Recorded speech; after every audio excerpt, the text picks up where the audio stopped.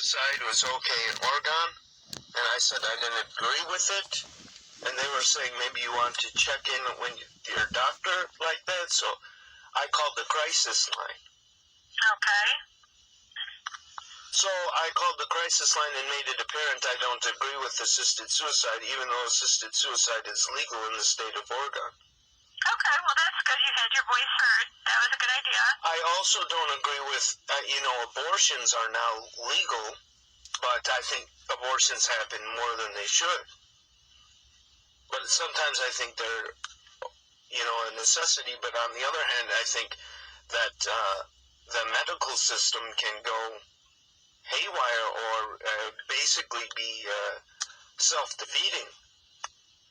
Okay.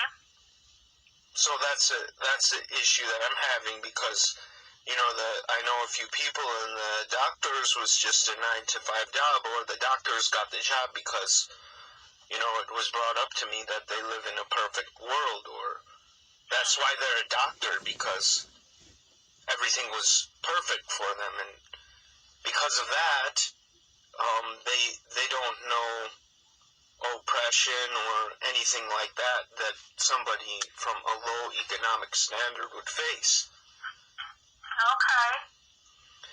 Like being on government cheese or assistance your entire life. Right.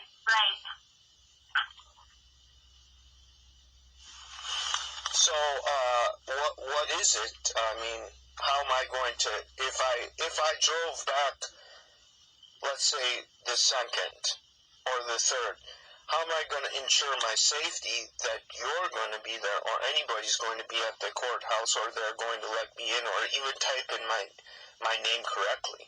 Well, I don't work at the courthouse, so if it's the prosecutor you want to talk to, then you can give him a call. I can transfer you if you like. I'm not even talking to the persecutor. I'm talking to an acting, they say I'm the acting persecutor or the assistant persecutor. Yeah, I can transfer you, but again, I really have no ability to look this up or help you with this situation, so... Transfer the operator to get the wrong department, so let her figure it out. Well, what am I supposed to do? How is this supposed to help me? They diagnosed me with post-traumatic stress disorder from the military. I mean, this is aggravating it. Yep, and that's one thing that you can talk to them about. Well, you can make sure that they understand that you're a veteran and that you have post-traumatic stress.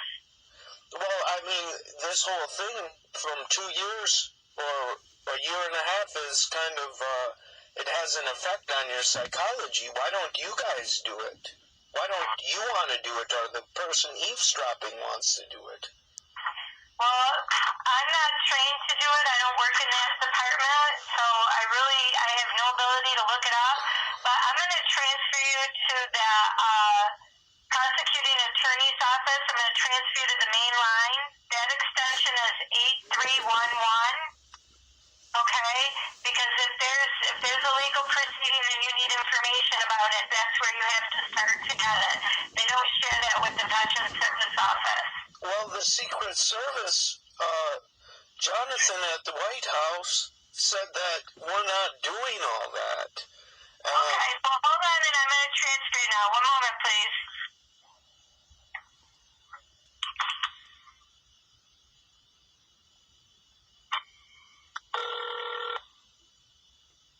Prosecutor's office, may I help you? Yes, I'm calling in regards to a proceeding. They said that I had to show up. That's 2 years now in the making, and I was just at a Special Olympics event. It's called the Polar Bear Plunge,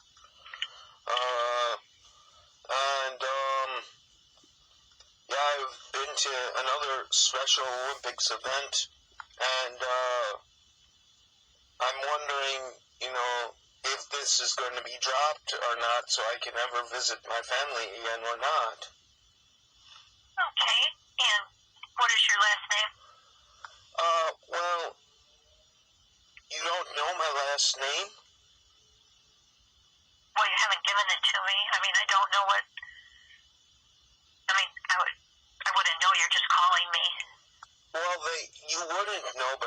even know who this is that I'm talking to, if you're even there, or this is just on the phone. You guys got cybernetic capabilities over my phone. Oh, well, I don't, so I have no idea who you are. I mean, I don't have it on my phone, so. well, that is the thing, is like, how important is this to you guys, and how important is it to me? Is this just a 9-to-5 job for you, or is it your life? Well, my job is important.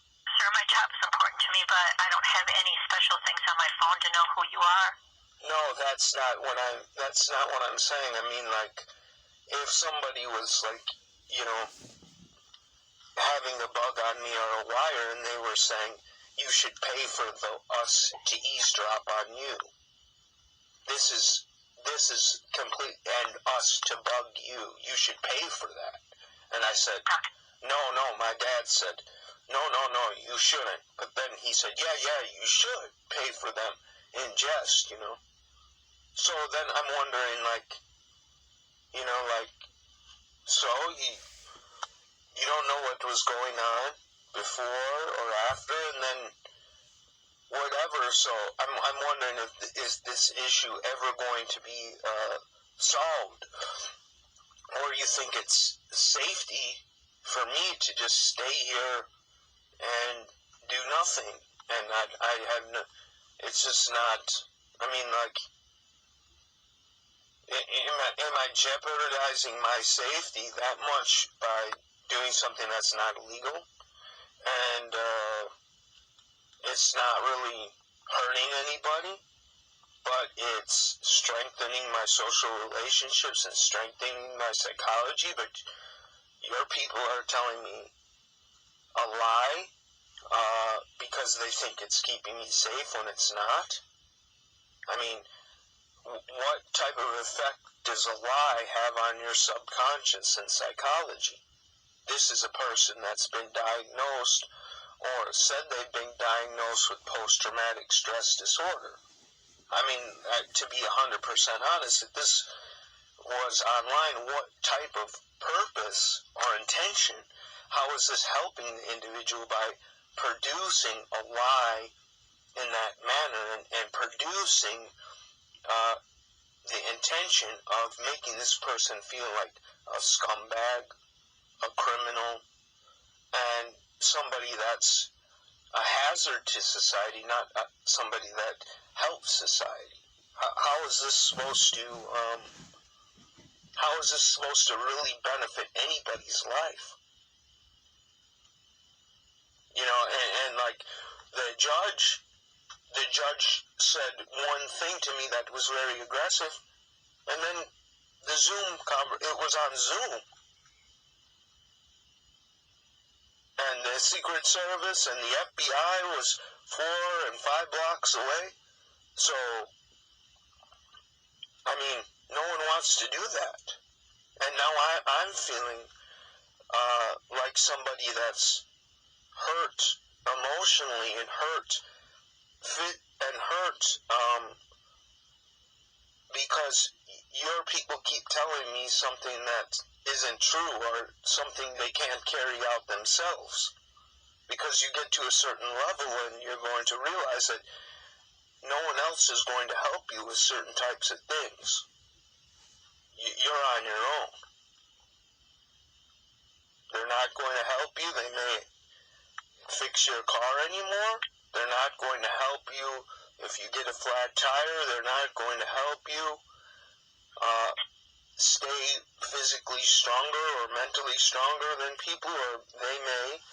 But I mean, when are your people going to realize that you guys are telling me something that you can't really carry out yourself?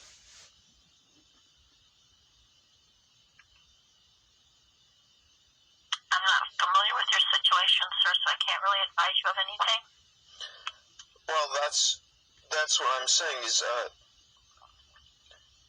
how are, with, besides just talk, how is the female that said she was the assistant persecutor or the assistant defender, how was she going to carry out the actions that she said were going to be wished upon me, or the actions bestowed upon me? How is she going to do that to me? How is that working out? Because what it's doing is it's hurting my relationships, it's hurting my psychology, and it's not helping her in her spiritual development. It's not helping her grow as a human being and grow as an individual. That's my concern.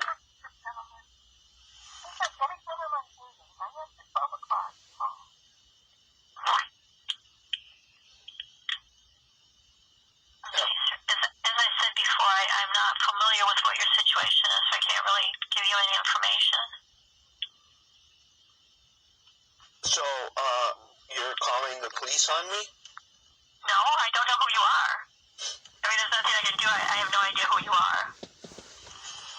Obviously, you know who I am, because every time I go to the VA, it's like you track my vehicle. You do. I personally do not. I am just a secretary in the prosecutor's office, and I personally have no idea who you are. Miss, how is this really going to help me? Because in jail, there's a concentration of demonic influences. This is why people go to jail. And why would somebody want me to go to jail after you guys, every institution I'm at, you guys think it's okay to abduct me because they start talking about, looking up stuff online. I'm the only person with this name in the university, and they start abducting me. How is that? How does that help my psychology and help me as a human being and help me as a person? Because it hurt me.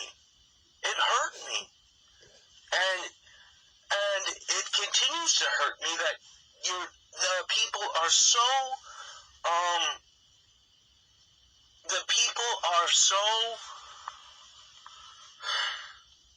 their mind is so closed off and broken that this is okay behavior, that this is part of being a person of justice and an American citizen and a citizen under the Constitution and state laws. How is this okay? And federal laws. How is this behavior okay? Because I'm hurt. I'm hurt from it. And it hurts my psychology. It hurts my confidence. I mean, I've never wished ill upon anybody in your facility. And I definitely have never wished ill upon the persecution team. But why does she wish ill upon me, and why are you guys not being honest about your names? What is this? Why aren't you being honest about your location? We're at the Berrien County Courthouse in St. Joseph, Michigan. I am not there. Well, sir, I'm going to have to go, okay? There's nothing I can really do for you, so I am going to go. Well, just make sure you get out and you get some fresh air today. Okay. I appreciate that. Thank you. Bye-bye. Have a nice day.